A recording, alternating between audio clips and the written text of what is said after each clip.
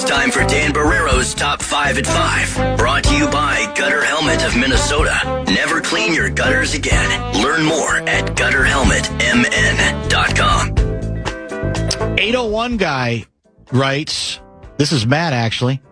Dan, I ran into a member of the Lynx at a downtown watering hole after the Springsteen concert. No kidding. I asked her if she wanted Betts or Fudd in the upcoming draft. She said, what about Olivia Miles? Yeah.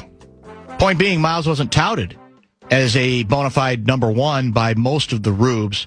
Love the show, as always. I think there's some truth to that, right? I mean, now it looks insane. I know. But you're back to, I can't even believe deep down that Reeve and or Whalen or anybody else in this organization thought she would advance this quickly, right? I mean, that's impossible, I think, most of the time to predict. Was it when Whalen was in studio? No, she wasn't in studio the last time she called, when she talked about getting the sense watching her at TCU that she was just bored, like she was just ready to be a pro. The college game didn't do a ton for her. Yeah, that's true. Like, I'm not, because they had a good team. TCU was a Sweet 16 team too. It does make you wonder. Maybe even Elite Eight. Yeah. And obviously Notre Dame, but she said there were times where they watched her play and it's like, it seems like she's not that interested in what the, I guess that would be the Big 12, was offering at the moment for her. So something to think about, because the pro game suits her well, obviously. I mean, the spacing, the shooting. 100%. And if she's making threes, I don't know what you do. I just don't know what you do. There's nothing you can do. I don't know what you do about it. It's all about the wiener for Kess. Barrio has TDS. Looks like Murray is the best. Wolves in 5. Anyway, you were saying? So we get a lot of Kessler and a lot of Lavelle. Those seem to be our most memorable, impactful guests in terms of the bits that keep on bidding. Either related to all about the wiener or all about the underwear. Yeah, I think they're both kind of related. Correct. Seems like Kessler and Lavelle should do a show together. They probably have. Happy Wiener Wednesday, Pat, by the way. He's here already. He brought in gifts from his garden. I'm worried. No, he didn't. Yeah, but not the ones that he usually does. The cameras are on, sir. Yeah, be careful. Cameras are on. Okay? Just be careful. Can we go back in time for a minute? God, that would have been a hell of an image that I just saw. That's for sure. I know. It's a blocking HR violation. It's amazing he lasted 50 years in TV. Don't go to St. Paul right now, man. Yeah. That's all. Well, he is St. Paul. That's the thing. He's St. Paul's finest. He is. But anyway, you're saying? Can we go back 50 years? 50 years, you said? Well, no, not that long. So the summer of... No, we're going back to 1988. I just had 50 on my mind because of Kessler. Okay. We're about a month away from college football starting. Less than that, aren't we? Yeah, it's about... Well, no, I think we're about 30 from the Gophers. Oh, okay. Because Labor Day's late. I'm sure there'll be week 0 games. Gophers start September 3rd against Eastern Illinois. Tony Romo might be there for that game. He might be available to stand on the sidelines for his alma mater. But this came across my timeline. I just think it's a good palate cleanser to get everybody thinking about college football. Okay. You may recognize the voice. I'm Keith Jackson. Saturday here on ABC Sports. Number 1, Notre Dame goes against number 2, Southern California. Rodney Peete off a dramatic performance in the victory over the UCLA Bruins last week will lead the undefeated Trojans against the undefeated Irish at the Los Angeles Coliseum. What a way to close a college football season with all the elements that go into making this a piece of Americana. I mean, I just don't know how you replace that. You don't. I mean, that's just as good as it gets. So I felt like people needed to hear that today for the top 5. Is it the Keith Jackson part of it? Yes. Yeah. Just how he talks. And call it, to me, something about calling USC Southern California. Yeah. No, There's something about it. Something about it. And again, because there were there just weren't as many broadcasts back then. Exactly right. He defined it, for better or for worse, and in his case, for better. I mean, there wasn't anybody, I think, who didn't, I shouldn't say that. I'm sure there was somebody who didn't like his style, but it was such a winning formula. It was all in the cadence. You want to call it the accent, whatever was in the stew that came together for Keith Jackson. unmistakable. You're 100% right. That's a very good callback. Being at the Rose Bowl for the Gophers UCLA game, the booth is named for Herbstreit because I think he's called more Rose Bowls than anybody. Really? Kirk Herbstreit. But they have a really nice Keith Jackson section, yeah, like in the press box where you're just like, but because it's historic. It just feels like history. So anyway, we got about a month before that. Thought people might like that. How many teams do you think are relieved right now that they did not trade for Joe Ryan? What's that supposed to mean? He gave up 5 runs again last night. 4 of them earned. Yeah. 7 hits, 5 in the third inning. He's 6-8 on the season. Dobnak again. We didn't need him. Spins a gem. Yeah. Allows 1 That's the second time in a week, right? Yes. Against us. He can't stop beating us. The Twins lose 8-2. Yeah. So they've now lost 3 in a row. For Mike Yo. To the Kansas City Royals, I should say. I don't know if I mentioned that. They're back at it again tonight. The Twins are now, thankfully, the Guardians continue to lose. They lost last night, too. So we're a game behind the Guardians in the wild card spot, but Texas has jumped us. So now we are 2 teams behind Cleveland. Yeah, it is. Ryan has been trending the wrong way, right? And we skipped a start on him a couple of starts ago, allegedly because of fear of, a little bit of a tired arm, but then we were assured it's nothing more serious than that. And he had kind of a mysterious quote where he said, I know exactly what it is, and I'm dealing with it. But he obviously didn't deal with it very well last night. And it's further evidence of why baseball's a funny game. I mean, logically speaking, there's every reason to want to continue to invest in Joe Ryan from an age standpoint, performance standpoint. But baseball's weird, man. It's a weird sport. Pitching is the weirdest part, I think, of baseball. For whatever reason, a guy can be really good and have a bad stretch or a bad season or a bad half season, whatever the case may be. But it's a little bit concerning because if you believe that ownership should be praised at all for adding rather than subtracting. You want there to be a reward for that. You want there to be a payoff because you don't want to do anything that might discourage them from moving forward and being even more aggressive. Now, I didn't get to it between 4:30 and 5, but Tom Pohlad has said, he has vowed they're going to spend more money, right? One of the things that you're a lot higher on him than me, and maybe I've been too tough because of the last name. I guess it's possible. There's such baggage there that I'm playing harder to get in this regard than you are regarding believing that with this Pohlad everything's changed. But one of the quotes I didn't see, I heard he was on with my former partner today. He was on with Chad, and he basically, the quote was something to the effect of, look, we've done things a certain way, even when we were like within contention, and became pretty clear to me that we had to find a different way to do it. And the problem I have with it, I don't disagree with the sentiment, but what the problem I have with it is he made it sound like that this was a tough conclusion to come to. Like, after years of agonizing and wondering, I wonder what else we could do to give ourselves a better chance. You know what we said we should do? Maybe spend a little more, or at least, it didn't even have to be spending. Just be a little bit more aggressive at the deadline. I'm going, you haven't discovered electricity there, man. That's about as simple a revelation as anybody would ever have in the game of baseball. But he made it sound like, after further deliberation, was that we felt like we had to try to do something different. And it just so happened that's the one thing that's different, which is only everything. So, I don't know. I just found it an odd way to convey it. Well, we can watch one of the new prized possessions, Dean Kramer, tonight. He is on the mound against Noah Cameron. The new aggressive freewheeling Twins. The new guy is getting his first start in the Twins uniform tonight. First pitch, 6:40. Is anybody ever going to beat the Red Sox again? Didn't they just beat Bozich's White Sox by 20 last night? Let me look. I think they're 24-3 in their last 27 games. They won 14-2. 14-2. Yeah, I knew it was a slaughter. Yeah, like on this, I don't know how many games is on the side here of ESPN. Have we ever had a stretch in the history of the Twins where they've won 24 out of 23 games in any season? Maybe we have. I mean, we'll need John Bonus to text. Yeah, he might know. Let me give you a couple of links, nuggets. This Sunday, ESPN delivered its second most watched regular season WNBA game ever. Do you know how many viewers?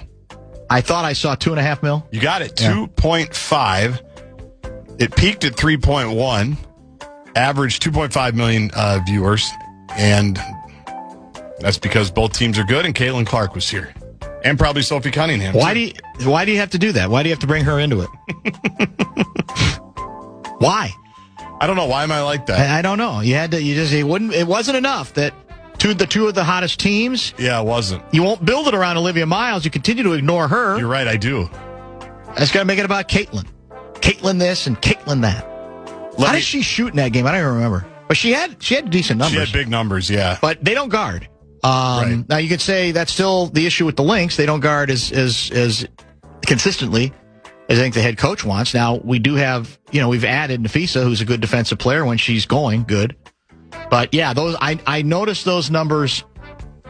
I noticed those numbers, too. And I hate to go. I won't. Should I do it? No, I won't. No, don't go do ahead. it. We're about to break. Go ahead. I was going to remind people or bring up that Olivia Miles today, it was announced, has won the WNBA Rookie of the Month again. They've had 3 of the awards this season. All? She's won all 3. Yeah. So, Lynx are back in action tomorrow night. I believe, did I say against the Sparks? It's an 8 o'clock game. You can't hear it on the fan, unfortunately, because it's an Amazon Prime game, so there's no local TV or radio. 8 o'clock against the Sparks, and then Saturday, the second best team in the WNBA comes to town, the Las Vegas Aces. So there you go. FanBigDeck.com. Want to give you a shot to win bonus bucks? Go ahead. Well, I was going to say, I wanted to look at a couple Seifert tweets. By the way, Jordan Addison will miss a day or two after jamming his thumb, according to Kevin O'Connell. Did you mention that? Not in the top 5, but we've talked about it like an hour ago. I'm actually kind of bored with the conversation about contract extension for Jordan. Am I being too hard on him? I don't know. He's obviously...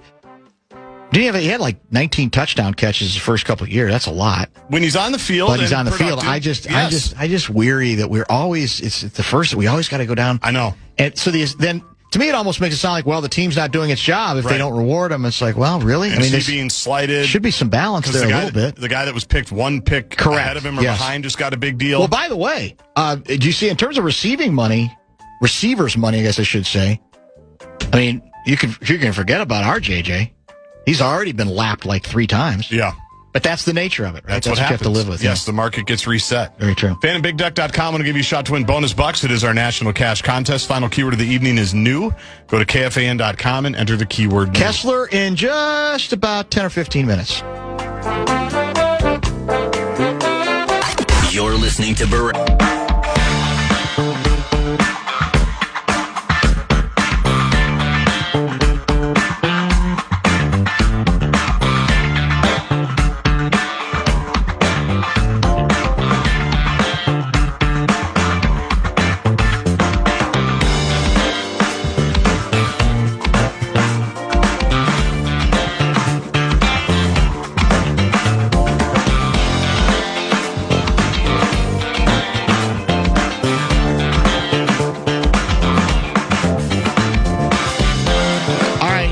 Speaking of Joe Ryan, he has been sent back. I don't know, did we mention that? He's been sent back to the Twin Cities for evaluation. Oh, I didn't see that. They are evaluating his back and glute, what's described as his back and glute issues. Looking at a Dan Hayes report via The Athletic. So he's lost 3 in a row, and now he's going to be in that evaluation mode. Quote from Shelty, that's what we're trying to figure out. He's frustrated, not able to replicate his delivery. The ability to repeat his delivery. I'm not going to say it's not physical, but we owe it to him and to us to find out what he's feeling and how he is going about it. Asked whether, after the 8-2 loss last night, in which he gave up 4 earned runs in 5 1/3 innings, whether he feels physically capable of doing what he wants with his delivery. The response from Ryan was no, definitely not. ERA approaching 10 over the last 3 outings, 25 hits. So he's obviously not himself. And it'll feel better, as odd as it sounds, if we find out it's something physical, right? You don't want it to be, well, no, he's just not as good a pitcher. Right, they need that, yeah. So, realistically, he may end up missing another start here. This is a rotation that already its depth has been tested by injury, right? And if they're going to stay in this thing, it's hard to believe that they'd be able to survive another setback like this. Now, the Twins continue to believe if it's physical, it's not related to the arm, that it is more likely related to the lower body. And remember, he made the All-Star team. Why? 2.85 ERA. He struck out 128 in 110 and 1/3 innings. So, he was very good. About everything they could have hoped for given the injuries they were dealing with, certainly including the loss of Pablo Lopez. So, concerning news to follow up on the top five at 5.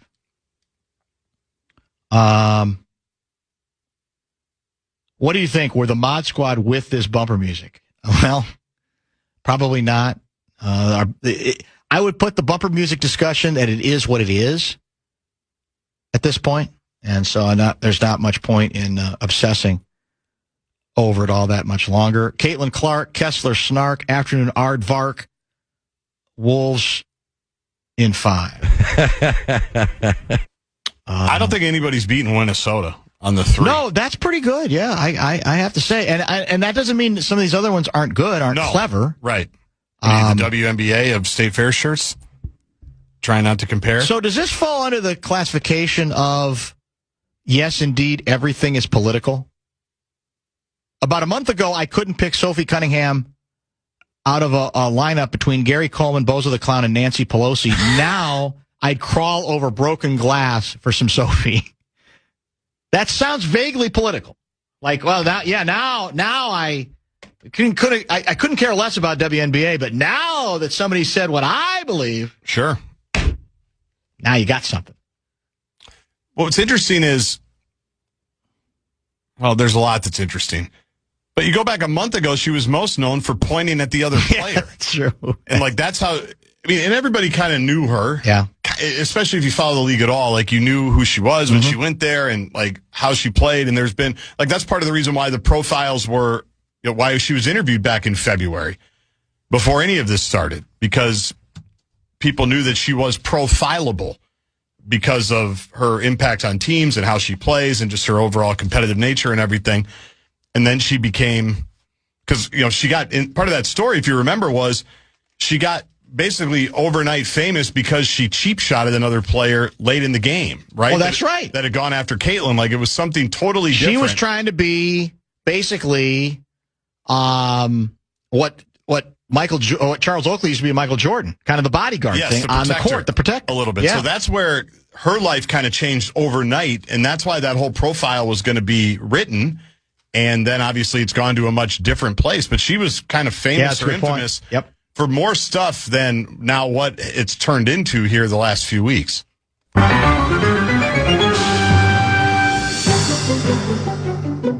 That, of course, is our follow-up sounder. This from Realistic Summary Guy. Popping back in on the parking matter for a second day. Just ran an errand after work and backed into my parking spot. Saw someone waiting to walk by me and thought, wow, I'm that guy taking too long to park now. Your friendly Duluth neighborhood. Think about it. Insurance agent. So at least we have him thinking about it. Yeah. I don't know that it's stopping him, preventing him from making the move, but according to Copilot, the best 27-game record for the Twins organization was when they were the Senators in 1912, 24-3. Can I get a moniker for my phone number? I'm not going to give the phone number out. Shoeless in DL. Thanks. I think I should double check it. I think the Red Sox are 24 out of 27, or 24-3 in their last 27 because they won again last night on the side schedule. Yeah, so I think that's what it is right now. I mean, they've been No, in the 91 run, the big breakout was it a 15-game winning streak? Yes, kind of early in the season. Yeah. Yes, I remember where we all started saying, oh, that's, of course, that was the Jack Morris year where we knew that perhaps something was indeed up. Go get him, Glenn. Show us what you can do. Is there any way you can get Gaardsy on tomorrow? Tomorrow? Why tomorrow? Is there a particular peg for that, you think? I don't know. If there is, it has escaped me, which is possible. We haven't. When's the last time we've had him on? It's been a while. Probably the playoffs, the Super Bowl. Yeah. Should we have him before or after Andy Luger?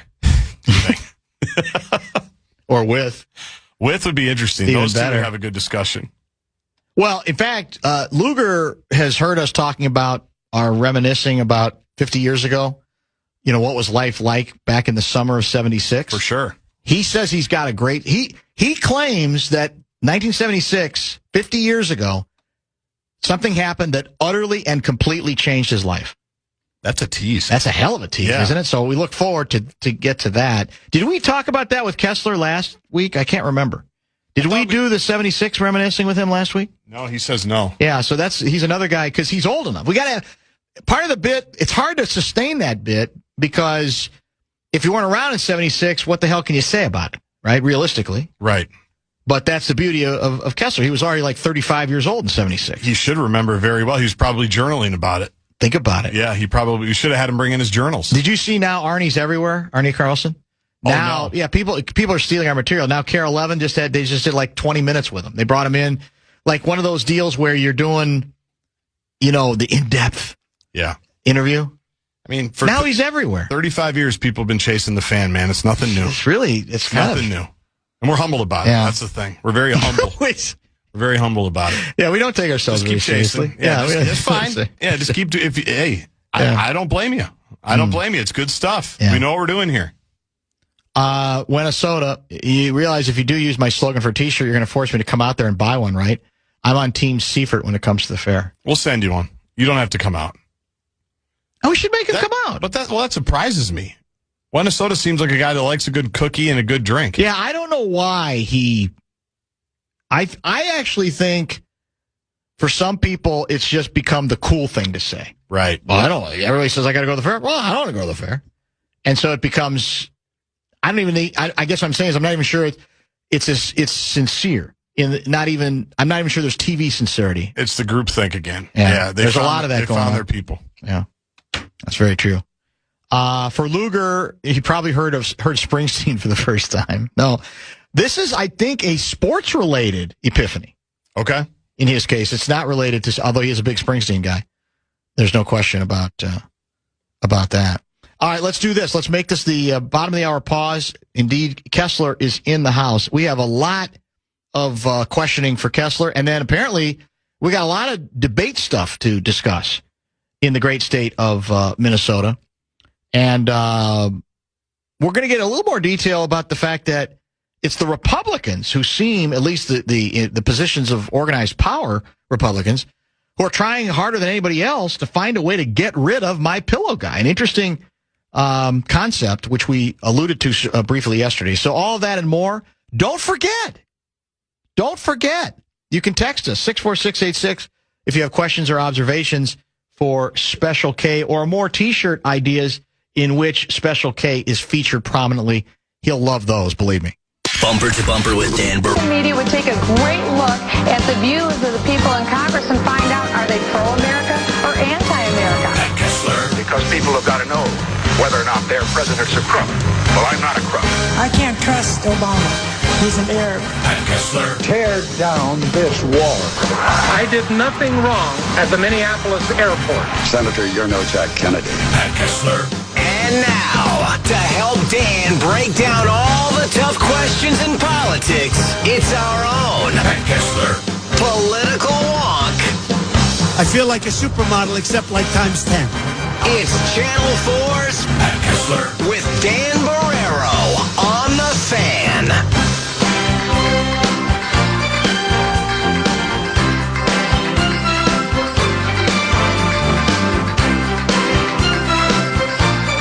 About the wiener.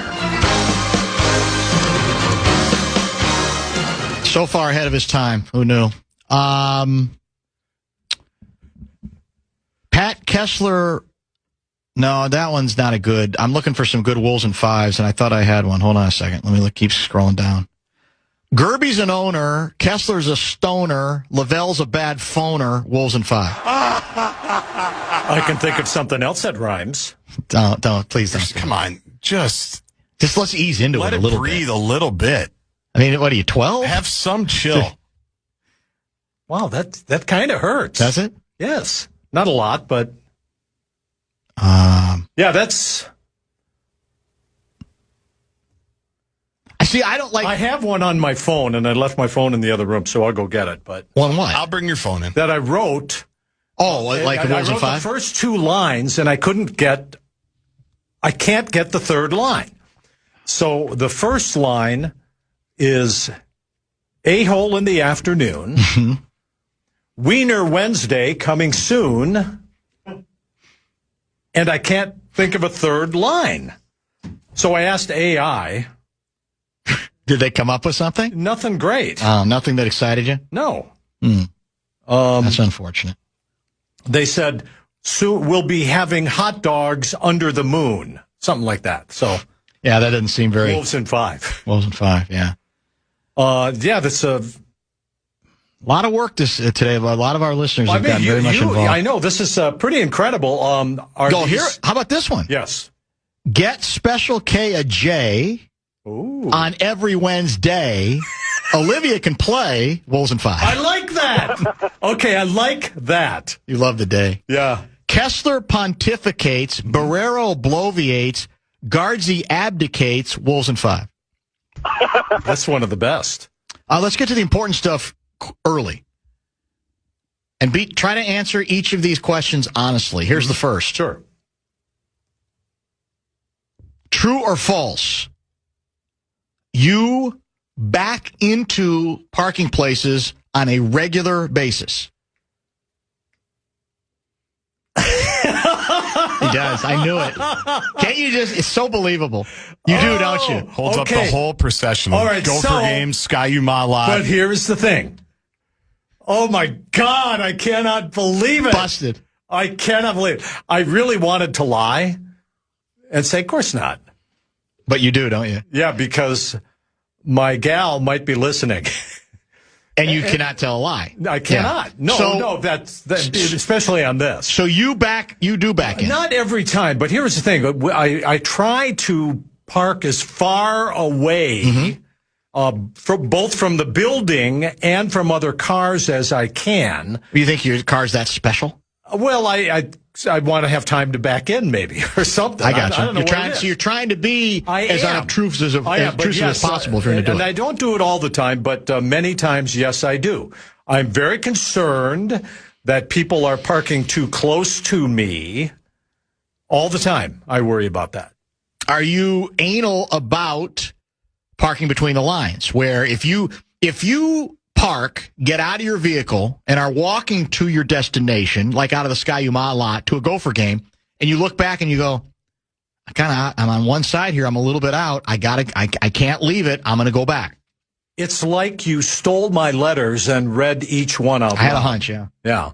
Well, here's the deal. In the very fancy schmancy car that I've got, now we have cameras, and I still don't understand how they do this. But they've got cameras that will everywhere show you how you're parking in the lines. And so if you're too close to one side or another, I mean, they're like overhead cameras, almost like a drone shot. How do they get that camera? I don't know. I've wondered that. It's that same thing, actually. Yes, it's a little creepy. Yeah. So I do watch it. Yeah. And if I'm too close one way or another, I will. And it used to be... and this drove my gal crazy, that I would drive around for the perfect spot. Oh, you're one of them. My dad used to be like that. But I no longer. But now the difference would be with my dad, it was drive forever to find a close spot, like at Woodfield Mall, Schaumburg, Illinois. And we might go around 22 times. Totally get it. Because for him, it was this satisfaction of, we got a spot. Like we're 3 car lengths from Marshall Fields. Look at this. And I'm more like you. I'll park as far away as you want and I'll walk. Well, I'd rather get out. And that's what Freaky taught me. that we need. Let's get our steps in and yada yada. Okay, and I think it's a good lesson, but served you well. But I will back into spots, and not all the time. Not all the time, but sometimes. And I'm guessing, though, you get exasperated when other people are doing it and they make you wait. That's a really good question. Yeah, and that would be surprising. Yeah, back in parking for thee, but not for me. I was just going to say that. My God, that's sick. Great minds think alike. It's unbelievable. No, I don't. I say more power to you, brother. Okay. And is it mostly men? I would say men. I think it is almost all men. I do. Because and why do you, Dan? Why do you back into spots? I don't. I said the only time I backed into spots is if I show up, if I go to parking lots A, B, or C, Target Center, and I get there 5 hours before the opening tap. True. I know that I can safely back in. I'm not holding anybody up because there's no one else there. Right. I won't. And that's the only time I'm willing to be, in part because I know I'm so bad at it that I need 8 turns. Right. Even when there's no car either side and I got the 2 and I just can't get it. Totally understand. And I try not to do it. I'd say 90% of the time I will not do it if somebody is there. I believe you. However, frequently people come up on me as I'm doing it on the second or third time. And then I have to move it in there, and then when I put my window down. Does anybody ever squawk at you? And wave, thank you. Oh, you do? Thank you. So you don't mean. Do you do that? Thank you. So that kind of that sarcastic thank you. No. It's a TV sincerity thank you. So that would be sarcastic. No. It's hidden sarcasm. I thank people for. How long were you in the broadcast? That's a really good question, though. Here's another good one. How long were you in the broadcast business? Gosh, let's say 50 years. I went in when I was 30-something. All right, let's go 51 years. Yeah. This is Pat Kessler. So in the spirit of today's program, of bringing this show full circle to what we started with, give me, in all sincerity, the greatest piece of advice you received from, and it doesn't, I would say somebody in the industry, but it doesn't really have to be, but a piece of advice that you think has stuck with you and that did serve you well in the broadcast business, in your job. Wow. I would say I had a high school teacher who told me when I was all bollocksed up about all sorts of things, family was poor, didn't know if I'm ever going to get into college, all of that stuff. But he said, my high school English teacher, Mr. Nelson, said, nothing is ever as good or as bad as it seems. And it went, whoa. But I still internalized everything for many years because I wasn't doing as well as I should. Sure. Yeah. I didn't have the job that I wanted. When I did have that job, I can do much better than I just did today. Always hard on myself. So then someone wise told me, as a piece of advice, what you need to do is make more mistakes.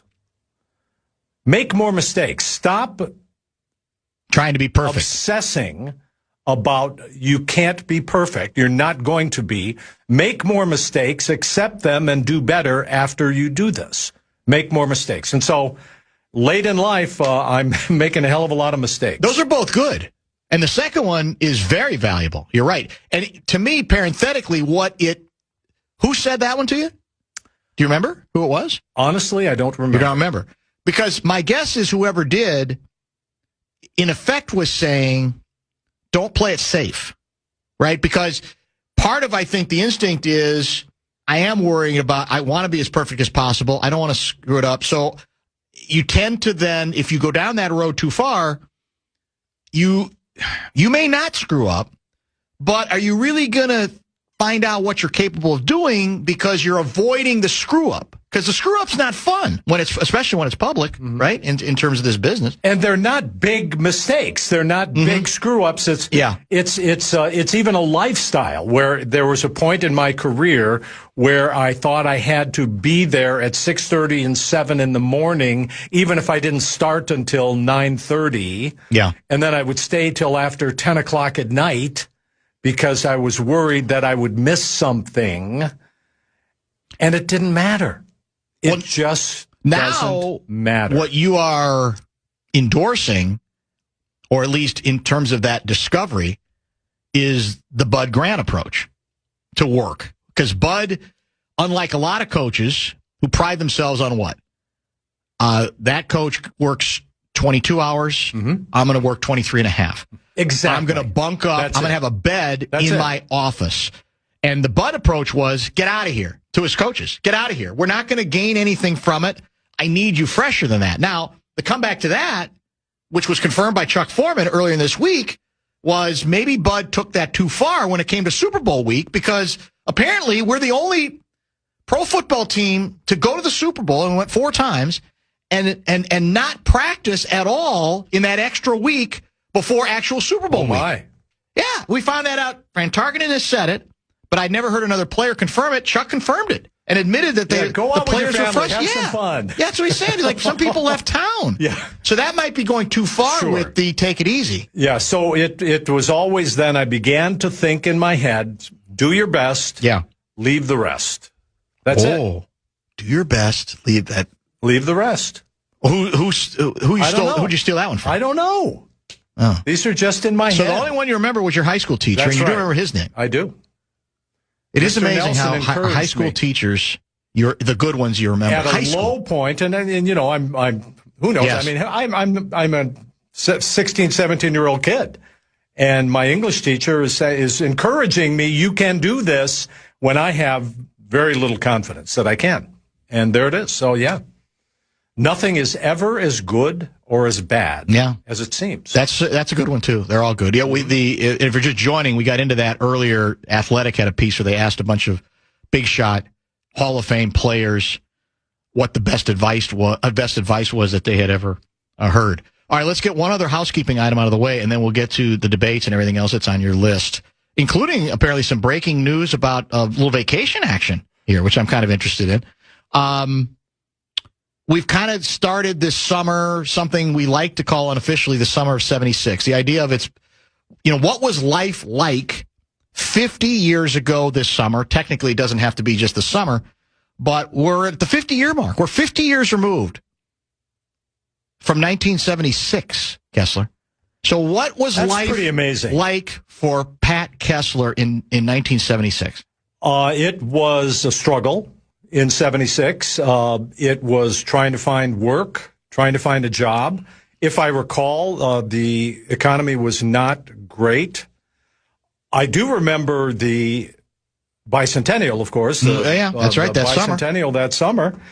And I remember... Didn't we have a problem with the reflecting pool that time, too? Well, what I was going to say is, did we have... we might have, for all I know. Yeah. And if we don't, let's just make it up and say we did. Everybody else is. Let's arrest somebody. Yeah. Let's charge them. So, and while we're on that subject, just briefly, I remember many more celebrations in 1976 than I do in 2026. Yeah, I thought this was going to be a summer where we all came together, where we celebrated our incredible, great, beautiful country and the people that live here. Well, I don't remember that this year, but back then I do. Well, the fatal flaw, I think what you're leaving out, what's that? This might be one of the bigger differences. Mm-hmm.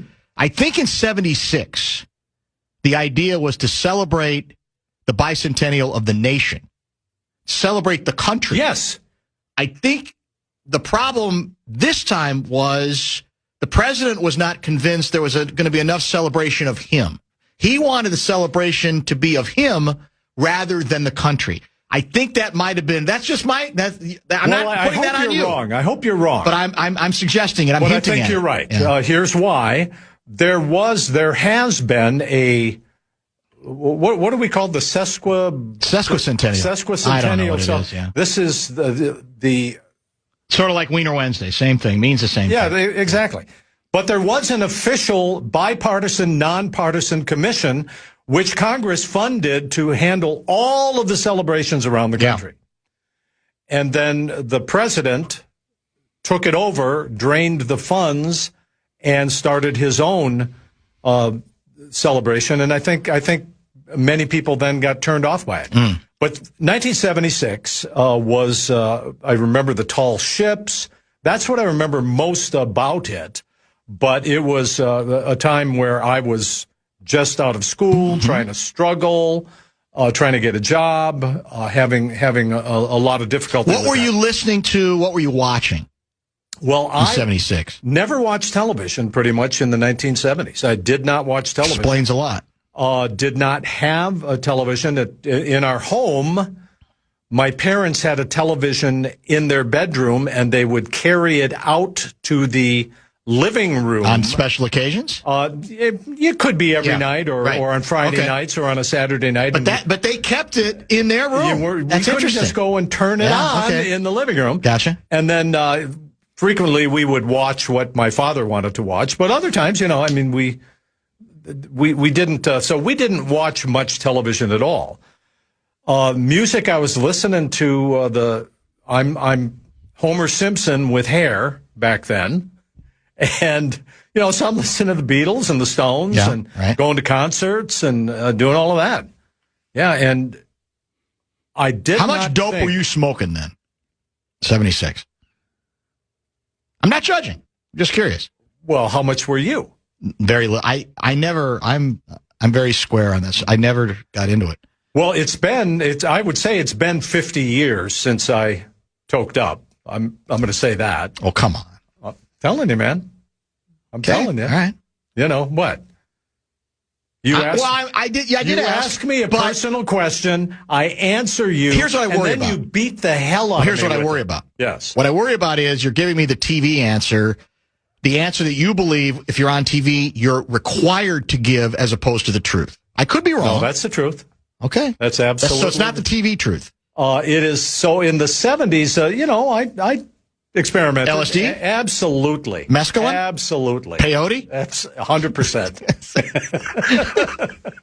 It's not the only ones I can name. Yeah, I know. That's the sad part. Some others. Yeah, I can't even think of the others. Molly. So, but no, I was not. I was listening to music, going to concerts. Rarely watched television. I mean, I just never watched television. Went to movies. That's about it. And then the rest is hysteria. I got a job. I worked for Garrison Keillor in the mid to late 70s. Yeah. That was my first job, and boom, there you go. Do your best. Leave the rest. If you back in, you'll be put under arrest. Wolves and 5. That's the test. He's trying to do it right on. Based on what you just gave. He's reacting. Amazing. That's contemporaneous poetry. Think about that. Right there. How quickly he's responding to that.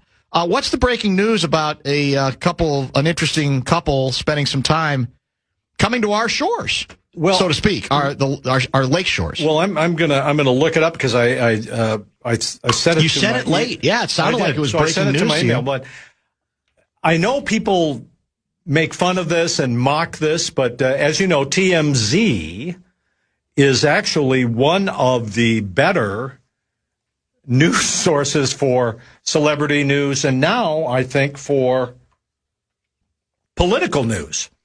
And TMZ is reporting, and I'm looking here, that Corey Lewandowski, your guy, and your gal, Kristi Noem, of Metro Surge fame here in the Twin Cities and in Minnesota, a terrible time, they are vacationing in Minnesota, and they have video of them lunching at a lakeside cafe in Lake Minnetonka and Wayzata and over there, and then apparently the sleuths followed them into a restaurant in Wayzata. Interesting. So it's very interesting. Why would they be here? Maybe they like it here. I'm looking. Is that possible? There it is. I love it. They have a picture of them with arrows with both of them there. Kristi Noem and Corey Lewandowski spotted spending time together in Minnesota, says TMZ in this exclusive report. In new footage obtained by TMZ, the duo is seen biking along the shores of Lake Minnetonka Tuesday afternoon. Beautiful day to do it. It's gorgeous out there. It's gorgeous. Yeah. Did you do that early today? Did not. I walked. I got a nice big long walk-in. Before settling in at an outdoor table at the Grocer's Table.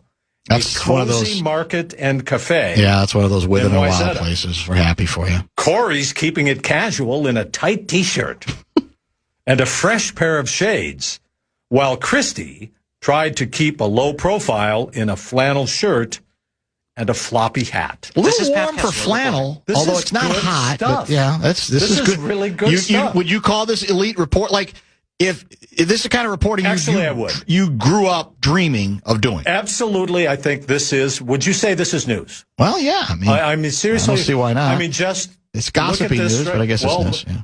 Christy and Corey later pedaled over to Cove, a local restaurant, where they were clearly enjoying You ever each had the other's lobster company. roll at Cove? Never have. Very nice. Very nice sandwich. Laughing and leaning very rich. Tomatoes. toward one right. another. So interesting. So no, would you? Let me ask you this. I mean, you are a highly respected journalist in the Twin Cities. Is that?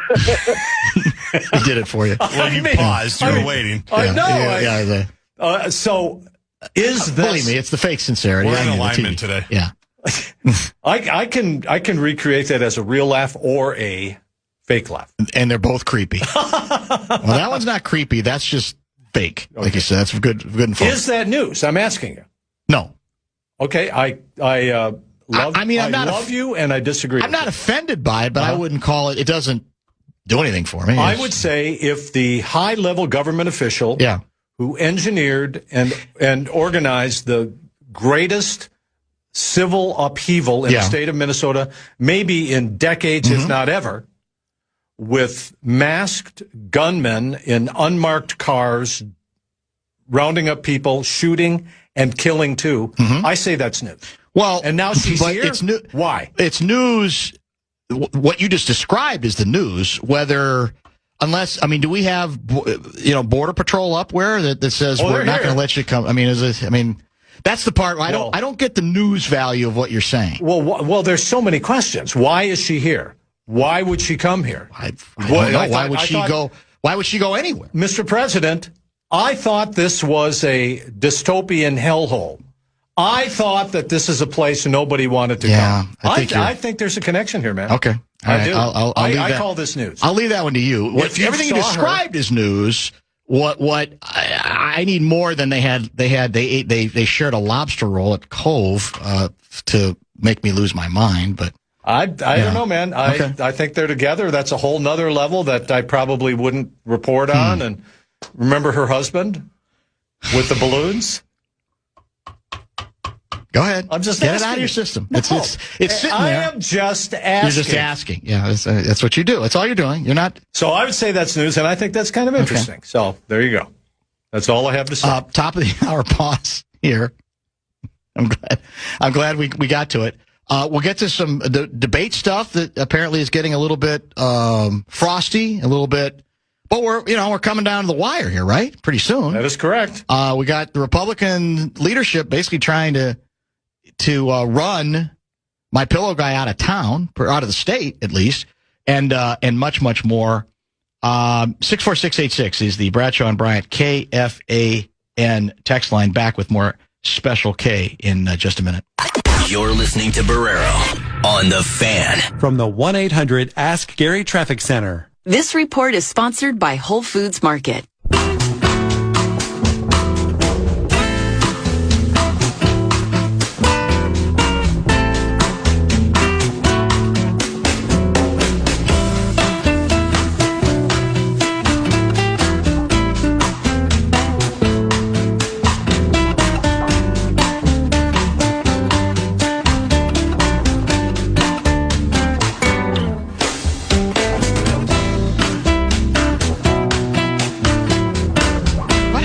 Kessler, you sent your notes late today. What's that all about? Didn't you? Or was the first one earlier? I've got a life, like Dan. 1:15. No, you sent, in fairness, 1:15. Yeah, I've got a life. So, and you are my life. What is this quote about? You hurt me, so I hurt you. Well, what does that lead us into? That is... That is it sounds like it's from a movie. Well, it's a Pretenders. It's a Pretenders song. Oh, you yeah, heard the me, song. So I heard you. I mean, from Brass in Pocket, I think. Yeah. Learning to Crawl is the album. Great song. It's a good album. So that's how I feel that Peggy Flanagan and Angie Craig are treating each other. Man, they are going at it. $44 million. Does everything have to be polite, Pat Kessler? Don't you want a little bit of, let's go at this thing? Well, like the governor's debate at Farm Fest today, yeah, I mean, I like that. Oh. But they're going at it in a completely different way. So $44 million, which is a hell of a lot of money to spend by outside groups in Minnesota against Peggy Flanagan or against Angie Craig. And man, oh man, they are pretty clear about it. And then in the times where they have met together, facing each other, they continue it. And there are still some very serious allegations that each are making. Here's the question that I bring that up because one of them is going to win and one of them is going to lose. And so how much time do you have to put the party together and put the broken pieces back together to unite the Democrats who are in all So you want them to keep the kid gloves on? No, it's fine. I'm just bringing it out, man. Progressive versus moderate. Yeah. And we saw what happened in Michigan, and we'll see if that is going to work, where El Sayad is now the nominee for the Democrats, the progressive, the lefty left. He is not a Democratic socialist, by the way. He is just a very liberal Democrat, supported by Bernie Sanders, AOC, all of those folks. And same thing is happening there, a race that really was about 50-50, and he pulls it out by 16,000 votes. Like Minnesota, they're going to have to pull together in Michigan for the Democrats if they want to beat Mike Rogers, who's a very, very formidable candidate. And Tafoya is in all likelihood going to be the nominee of the Republicans here. So what's the end game regarding the Republican Party, the leadership's approach on Lindell? Because in this case, it's not, I mean, you might even argue that the lefties are more than willing to encourage Mike Lindell because they view him as the most easily beatable when we get to the fall. And in this case, it's what's the end game for the Republican leadership? This is a very difficult thing for Republicans. It's extremely rare in this business to see the leaders of the political party in the state, in this case the Republican Party, actively working against one of their leading candidates and perhaps and very likely the winner of the primary next Tuesday, August 11th, Mike Lindell. Looks like he is cruising to a victory. I want to put a lot of caveats here because Lisa Damuth says she has support. She could pull it off. But the polling indicates that Mike Lindell, my pillow guy, is going to pull this off with the support of President Trump. And so what's happening is that the Republican leadership is frantically trying to stop him because they believe that he is the weakest of all candidates to run against Amy Klobuchar, the Democratic very likely nominee of the DFL party here. And they say he could probably lose by 20 points. So here's what they've done in the last week or so. They have trotted out allegations of ex-wives or girlfriends talking about verbal abuse. They have brought out his tax records that he's got a lien on his home in Texas. Maybe he's not even a resident of Minnesota. He's not registered to vote here. All of these things.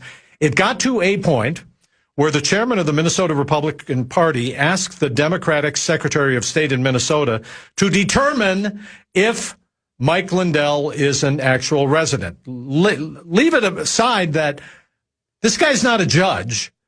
He can show you what the law is, and you can decide if you got a problem, take it to court. But Mike Lindell, when a lot of the other candidates are different shades of beige, is out there campaigning in brilliant technicolor. He is, in today's debate at Farm Fest in Redwood County, the governor forum, went scorched earth, man. Dude was on fire. and among other things, promising to abolish the Minnesota income tax, create a Minnesota Doge, says he should be elected because he can get President Trump on the phone and bring whatever we need here to Minnesota. So many different things he was saying. He is gaining a lot of attention. He also quit his company as CEO of MyPillow to focus on the campaign. So I'm saying pay attention to this guy. We talked about this many, many months ago. Now that he's in the race, who knows where it goes in the next 5 days? But, man, he is looks like he is building and widening a commanding lead here.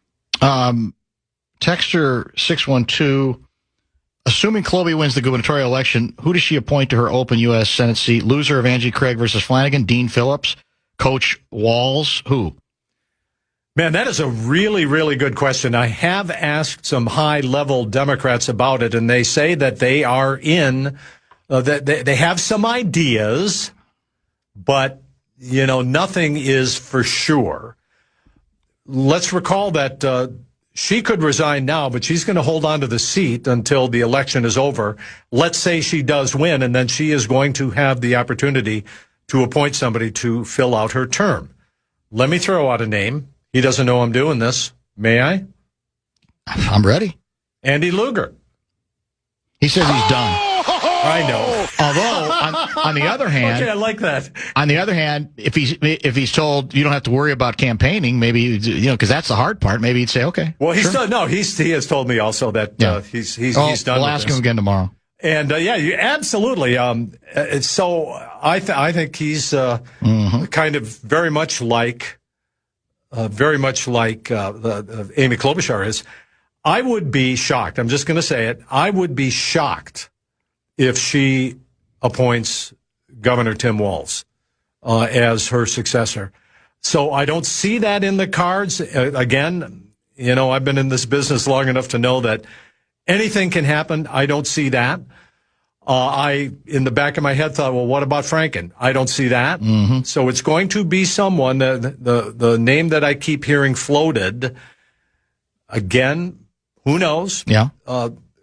Congresswoman Morrison in Minnesota, who serves in Congress right now. Kelly Morrison, doing a great job. So keep an eye on that name. Keep an eye on that name.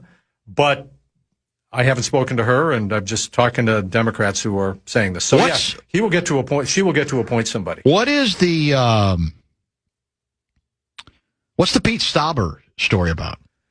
Man, oh man, I think that is pretty weird. At Farm Fest, they had a congressional forum where they lined up all of the candidates, Democrat, Republican, all the different districts, and Tom Emmer, the Republican congressman from the 6th District, was not present. And his opponent at the forum criticized him for not being present.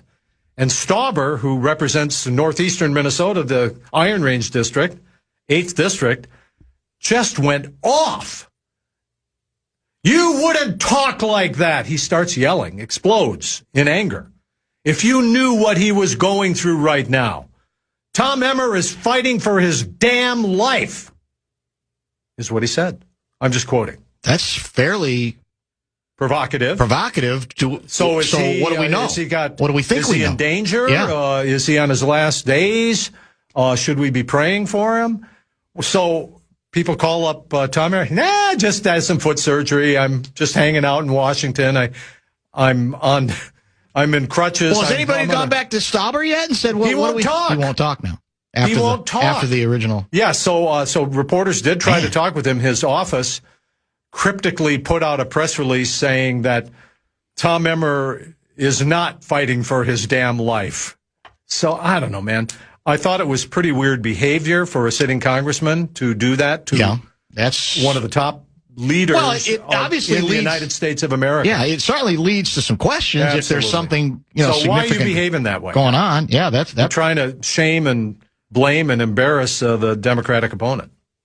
As we wrap up, can you tell us where you will be eating dinner with Christy and Corey? Well, I'm going to certainly make a run by the Cove. Are you hungry? Well, by then, they're probably probably when I'm going to go maybe back into the city a little bit. What's another place? Maybe our listeners can let us know. There'll be some good suggestions. What was that? I mean, Gianni's is a good one. Yes, Gianni's. How about Sixsmith? Isn't that? Sixsmith is good. That's highly Hotel Landing is a sneaky. You think they're staying at the Hotel Landing? Well, if you are in downtown Minneapolis, would you go out to Wayzata? I would say nay. Well, if you like the water, you stay out there. I'd say you stay out there. Yeah. Well, so get a place. They might have other reasons to not go back into the city too. Wow. Oh, that's true. That's what I'm thinking. But it's Hennepin County. Yeah, it is. You know. That's true. How about this one? Do you like this one? Yes. Let me scroll down to get to it. Twins are wallowing in the throes. Kessler's got some pretty toes. Who's our QB? No one knows. Wolves in 5. Oh, that's good. You know what happened since our last time together 1 week ago? No. Wednesday? Pedicure. You got myself a pedicure. I love it. You know, I would show you my toes. Please don't tell. Yeah, you're not wearing an open-toed shoe, are you, now? No. Oh, you got the socks on at least. Yeah, keep the socks on. I do appreciate your call, though. Just keep the socks on. I've got the mandals going. Did they take care of the fungus? Stop. I'm sorry. It was uncalled for. No, the question is, did they paint the toenails? Shaq does. Or he did. I don't know if he still does. Yeah. And it doesn't have to be colored paint. It can just be lacquer type thing. When did you get rid of the earring? What year? 77. 77? Okay. So 70. You got tired of it? You just said, okay, it's passé? Yeah. And what year did you get rid of the nipple ring? Doesn't that hurt? Either of them. Take your pick. When you... Well, I think they anesthetize. When you see that? Yeah, it looks painful. Do they anesthetize you for that? Well, I think they should. You know, the tongue stuff and the nose yeah, stuff? there's a lot of stuff. I got nothing against it. Great. Go for it. Thank you. The TV guy coming in making sure serious. they don't want to hurt his Q score here on just this. Not me. Live and let live. Yeah. You just don't necessarily. Can you imagine the pain of that? I could see you with an earring, though. So, I could see Kessler with an earring. Couldn't you? Absolutely. Gaardsy? Gaardsy used to have 3 of them.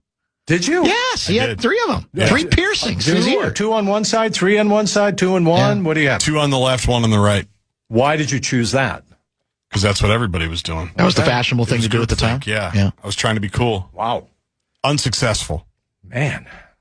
No, I think you were really cool. I can still get an earring in the left. Will you be going to the concert tonight? Target Field. Which concert? Dua Lipa. No. Who is it tonight? It's is that Noah Khan tonight? Yeah, Noah Khan tonight. Yeah. I am not, but I saw that the tickets were reselling for $500 through the roof. That's incredible. Like nosebleed seats were like, oh, we are late. Nosebleed seats were like $300. Wow. Nosebleed. Yeah, more than upper that. deck. Yeah. Or maybe more than that. That's cool. Yeah, we'll see you there tonight. Live and let live, man. Absolutely. Thank you. Pat Kessler, Channel 4, Once Upon a Time. You're listening to Barrero on The Fan. From the 1-800 Ask Gary Traffic Center. Bumper Show Wrap. A midweek program brimming with controversy almost from start to finish. It began, actually, fairly innocently enough with, I thought, a pretty good examination of the best advice that some of our best athletes, including Gaardsy, has ever received. And then we kind of broadened it out from there, and then it kind of went pear-shaped on the Sophie Cunningham story. What else did we deviate into? Well, we had Kessler eventually. Olivia Miles, national steam. Miles, that's it. A lot of national steam. We got into some of that. We got into some more Twins conversation.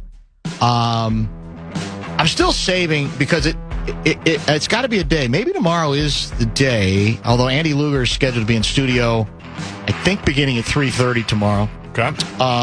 Inbox, perhaps tomorrow.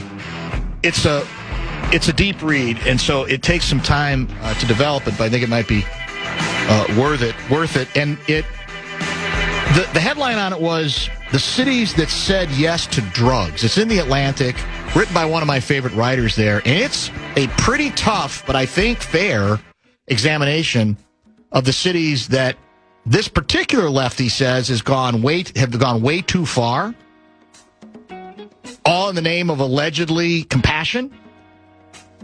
And that has led to a series of unintended consequences. I'm sure. Some of this we've talked about via San Francisco before, but he picked some other cities, east and